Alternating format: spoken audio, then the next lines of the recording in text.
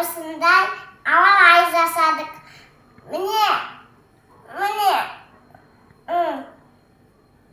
Үйіміз. Міне біздің үйіміз.